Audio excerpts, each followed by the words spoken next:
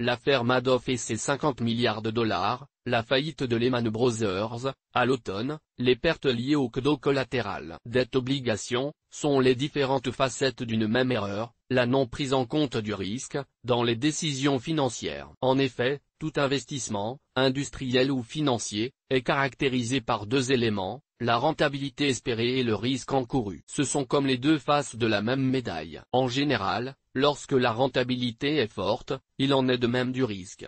Et réciproquement, une rentabilité faible, livrée à, correspond à un risque très modéré, voire inexistant. Lorsque l'on promet à l'investisseur un rendement élevé, la première chose à faire est de se poser la question, quelle est la contrepartie, en termes de risque? En fait, le risque peut prendre plusieurs formes. Il peut s'agir d'abord d'un risque de marché. C'est le cas lorsqu'on souscrit à une action, une obligation ou des produits plus sophistiqués, produits dérivés. Quand on achète une action, on prend le risque que son cours puisse baisser ou que le dividende soit supprimé, pour diverses raisons. Perte de part de marché ou de clients, mauvaise structure financière, stratégie inappropriée, etc., se traduisant par une baisse de bénéfices réalisés, voire une perte. Un autre type de risque est le risque de liquidité. L'impossibilité de revendre un titre ou une créance va entraîner une immobilisation des actifs non souhaités, et, bien sûr, dommageable. C'est ce qui s'est passé, dans un certain nombre d'opérations de titrisation, en particulier des crédits subprime. Autre forme de risque,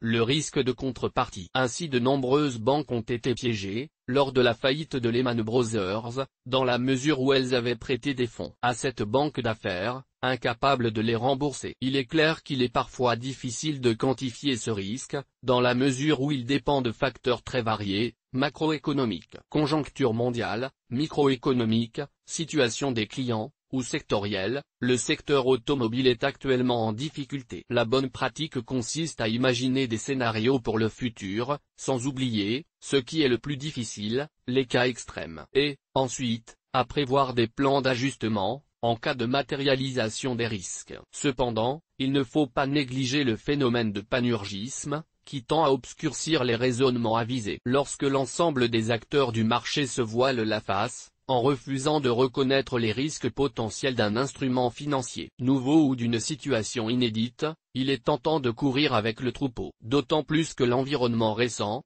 favorable à la surenchère de paris dangereux, dans la recherche de résultats rapides et performants, exigés, par la cupidité généralisée, a poussé les opérateurs financiers à oublier la moindre prudence et à balayer d'un revers de la main les scénarios défavorables. Nier le risque n'a jamais abouti à le faire disparaître. Bernard Marois, président Club Finance HEC.